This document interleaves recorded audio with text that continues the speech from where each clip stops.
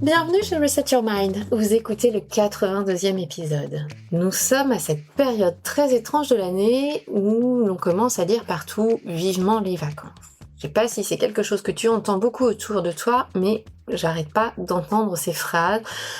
Vivement la semaine prochaine, j'en peux plus, vivement que cette année se termine, tout en sachant, soyons bien honnêtes entre nous, que les 10 prochains jours vont ressembler à un semi-marathon organisé dans un magasin de jouets ou entre 2 repas, 2 courses, 2 livraisons à finir de récupérer, d'emballer, etc., etc.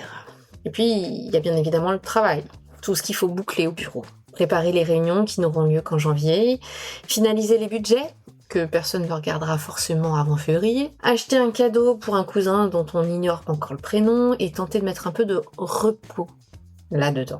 Alors c'est vrai, on appelle ça la magie des fêtes.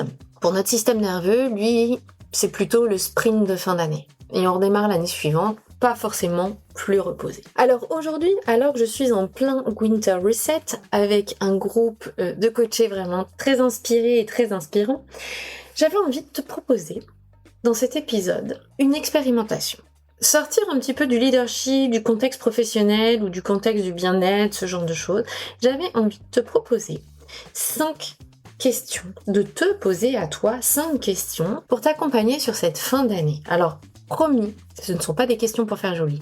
Ce sont des questions qui déplacent les choses. Certaines vont te sembler un peu étranges, peut-être. Certaines vont aussi te déranger, c'est possible. Et pour que tu puisses vraiment entrer dans cet espace, je vais t'emmener dans 5 petits moments de vie. 5 scènes dans lesquelles tu vas te reconnaître et j'espère que ces 5 scènes seront des points pivots pour toi. Alors, c'est prêt? Installe-toi et je t'emmène avec moi. À toi qui écoutes cet épisode, peut-être pour la première fois ou au contraire qui nous suit depuis longtemps, merci. Merci de prendre ce temps. Je suis ravie de pouvoir échanger à travers les ondes avec toi, à travers tes messages aussi que tu peux m'envoyer parfois en message privé ou en commentaire sous les posts. C'est pour moi vraiment très important de repartager tout ce que j'ai pu ouvrir comme porte, à la dure ou à la douce, peu importe, et aussi échanger avec toi pour faire bouger les choses. Donc déjà, merci infiniment pour ton temps. Et à toi qui écoutes cet épisode, peut-être en finissant ton année avec cette impression étrange d'avoir beaucoup donné et de ne pas vraiment t'être retrouvé, je le répète souvent, Reset Your Mind, c'est pas un espace pour performer plus. C'est un espace pour déprogrammer ce qui t'a tenu trop longtemps sous l'eau, les fausses obligations, les exigences qui ne sont pas les tiennes, les rôles que t'as endossés pour être à la hauteur, et ce côté de toujours prouver que nous sommes à notre place. Ici, on ne cherche pas à s'améliorer coûte que coûte. Je vous invite plutôt à refaire surface, à libérer de l'espace dans la tête, à relâcher la pression inutile, à exploser, je dirais, ces contraintes que l'on s'est imposées, que l'on nous a imposées, et faire ce pas de côté pour voir les choses sous un angle un peu différent. Parce que oui, il y a toujours une autre option possible. Alors Reset Your Mind, c'est un lieu où l'on remet aussi du fun, de la légèreté, du vrai, et surtout on redécouvre cette évidence simple mais fondatrice, je pense, c'est que tu es assez. Tu es déjà assez pour créer une vie professionnelle, une vie personnelle qui te ressemble réellement. Que tu sois dans un milieu corporate, grosse entreprise, petite entreprise ou à ton compte. Ce n'est pas un chemin forcément solitaire. Et si tu écoutes cet épisode, eh bien j'espère justement que ça viendra de alimenter ton carburant positif pour aller vers quelque chose de plus aligné avec toi. Alors bienvenue chez Reset Your Mind. En ce mois de décembre, juste avant les fêtes, comme un cadeau de Noël justement, j'ai envie de t'emmener avec moi à travers 5 questions, 5 questionnements pour faire un pas de côté et t'autoriser pour une fois à prendre un peu de temps pour toi et regarder à l'intérieur de toi ce qui vibre vraiment. Alors la première question elle va te sembler un peu bizarre, mais joue le jeu s'il te plaît jusqu'au bout. Imagine un instant, une scène très simple, tu es au bureau, il est 18h47, t'as presque fini ta journée et là un message arrive. Tu peux me faire ça pour demain matin s'il te plaît? C'est urgent. Comme d'habitude, tu sens ton corps te dire non, 18h45, stop, je prends pas de nouveaux dossiers, je n'ouvre pas de nouveaux sujets. Mais au lieu de dire non, ta bouche dit oui. Ce oui-là, tu le connais. C'est celui qui te coûte de l'énergie, mais qui te donne l'illusion d'être utile, indispensable, irréprochable. Alors ça flatte ton ego. Et moi, j'aimerais que tu te poses la question, là, tout de suite, maintenant. Imaginons un instant, si tu n'avais plus qu'un an à vivre, s'il n'y avait plus qu'un an sur ton agenda, est-ce que tu dirais encore oui? C'est ça ma première question. Si tu avais juste un an, 365 jours à venir, qu'est-ce que tu arrêterais immédiatement? Pas par paresse, par lucidité. Parce que certains oui sont des fuites en avant, des fuites pour se rassurer, pour flatter son ego. Parce que certaines tâches existent uniquement parce qu'on n'a jamais osé dire le premier non.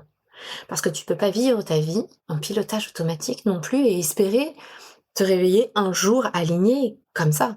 Alors oui, si sur ton agenda, là, tu ne voyais pas au-delà de l'année à venir, de 365 jours, qu'est-ce que tu arrêterais? Est-ce que tu arrêterais de travailler? Est-ce que tu arrêterais d'être en hypervigilance perpétuelle pour satisfaire les uns les autres au bureau, à la maison? Est-ce que tu arrêterais de dire oui, justement, alors que tout en toi dit non, oui, non même, je dirais? Qu'est-ce que tu arrêterais de faire, de dire ou de ne pas dire? Tu peux faire pause, je reste là.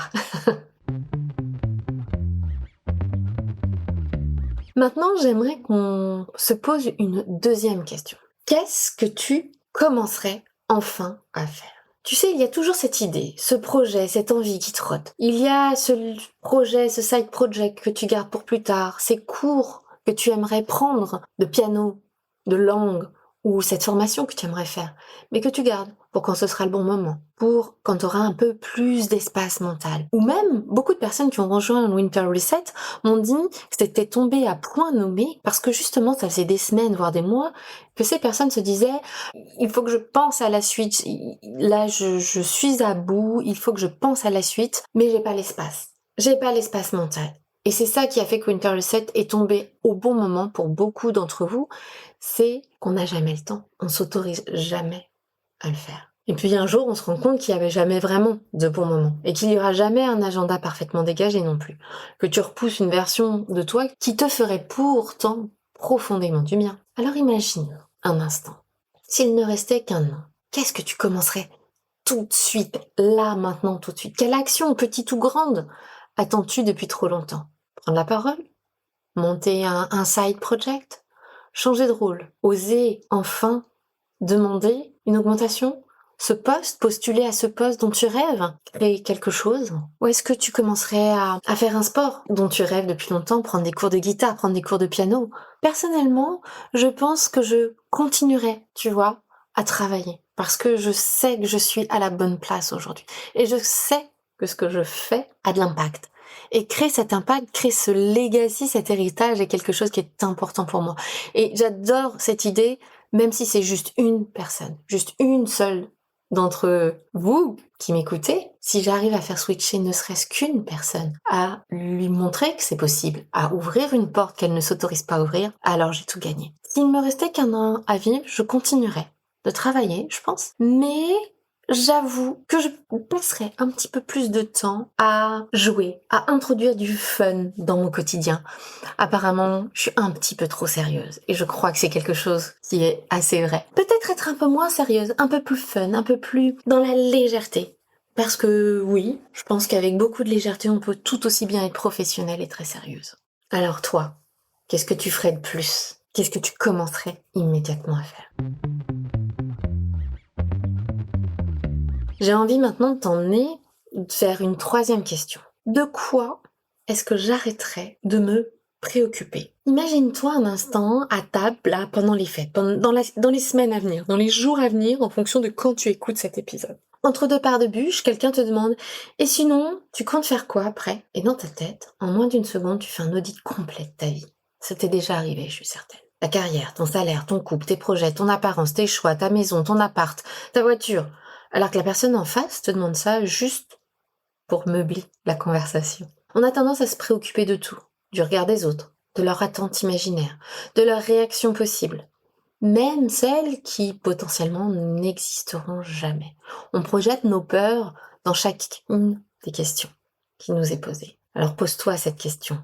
De quoi est-ce que j'arrêterais de me préoccuper si j'avais moins de temps? Tu sais ce que tu pourrais découvrir? Que 80% de tes soucis n'ont aucune importance réelle.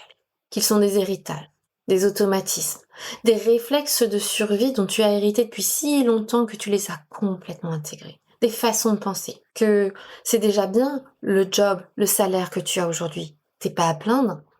Oui, mais et si tu en veux plus? Et pourquoi pas? Que aujourd'hui, sur l'année à venir, dans cette année, eh bien, tu aurais envie de passer plus de temps avec tes proches, tes parents, tes enfants, tes amis, peu importe. Oui, mais tu peux pas te le permettre. Tu as un poste à responsabilité. Tes équipes comptent sur toi, ton entreprise compte sur toi. Alors oui, très certainement, bien évidemment. Mais est-ce que le curseur pourrait pas être repositionné un peu autrement?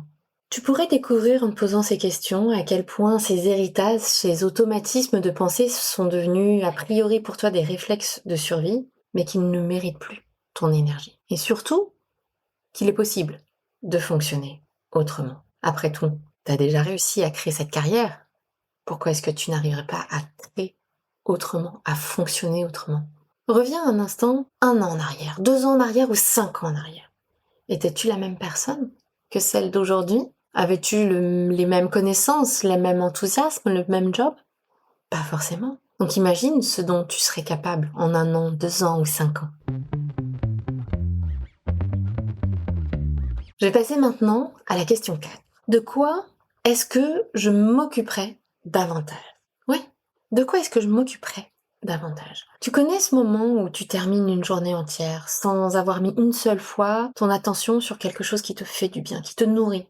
Pas une respiration, pas un mouvement de plaisir, pas un espace pour toi. Combien d'entre nous se lèvent à la fin de la journée complètement courbattus en se rendant compte que on a passé 4, 5, parfois plus, 6 heures assise devant un ordinateur. Et parfois aussi, tu t'es occupé de tout le monde, de tout ce qu'il fallait gérer, de tout ce que l'on attendait de toi, mais pas de toi. Alors si ton temps devenait soudain précieux, ton temps à toi, mais vraiment précieux, de quoi est-ce que tu t'occuperais davantage? De ton énergie? De ta santé mentale? De ta créativité? De tes relations essentielles? De ton leadership? De ta vision? De ce projet qui te tient à cœur? De quoi est-ce que tu t'occuperais plus? Cette question, elle remet un peu les choses à leur place. Ce n'est pas se prioriser, c'est cesser plutôt de s'oublier. Et je sais que très souvent, on a tendance à dire que c'est égoïste, ce qui est, à mon avis, complètement faux, puisqu'on peut pas être bien avec les autres si on n'est pas bien déjà avec soi-même. Enfin, quand t'es reposé, tu n'as pas du tout la même qualité de relation avec les uns et avec les autres que quand t'es au bout du rouleau, que t'en peux plus, que t'es à bout. Donc, j'aime beaucoup cette phrase de ce n'est pas se prioriser, mais c'est cesser de s'oublier. Donc, cette question 4, c'est et si tu cessais de t'oublier quelque part? Si tu as vraiment pris le temps de t'interroger ou d'y réfléchir, et peut-être que même tu as fait pause sur cet épisode, j'aimerais faire un petit point avec toi avant de te poser la dernière question. Tu te souviens de ton état au début de cet épisode, avant même de démarrer? Tu étais comment? Mental chargé, énergie dispersée, l'impression d'être en mode survie peut-être en cette fin d'année? Et maintenant, comment est-ce que tu te sens? Est-ce que tu sens que quelque chose s'est ouvert? Rien n'a changé extérieurement, mais quelque chose a bougé intérieurement. Pourquoi? Parce que un changement de pensée crée un changement d'émotion. Et un changement d'émotion change les actions que l'on mène et change la physiologie intérieure. C'est le modèle de Brooke Castillo, tu l'as peut-être reconnu. Nos pensées face à une situation extérieure génèrent nos émotions. Et nos émotions sont le carburant de nos actions. C'est ce qui t'amène parfois, alors que tout est triste et morne autour de toi, à réussir à soulever des montagnes. Et oui, nos émotions vont venir alimenter nos actions ou nos non-actions d'ailleurs. Et c'est cette somme d'actions et de non-actions qui va générer le résultat qu'on va avoir. En tout cas, que l'on va créer nous personnellement, sur nos éléments en notre pouvoir. Et c'est aussi la base de la neuroscience prédictive. Ton cerveau n'attend pas la réalité pour fabriquer ton expérience. Il anticipe, il projette, il prédit. Et quand tu t'es projeté avec moi à travers cet épisode dans une version plus essentielle de toi, très étrangement, il a ajusté ton modèle interne. Il l'a placé dans un espace de vérité. Et cet espace-là, ça change tout. Sauf que cet espace-là, on ne nous apprend pas à l'entretenir. On ne nous apprend pas à le nourrir. Et ce que tu ressens maintenant, c'est pas de l'imaginaire. C'est ton système nerveux qui vient de comprendre qu'il y a des ajustements qui sont possibles, que ces contraintes, ces obligations subies, ou en tout cas que tu ne pensais immuables, peuvent bouger, si tu le veux, un peu. Et que ça commence bien évidemment par toi, c'est certain, mais que c'est possible de les faire bouger.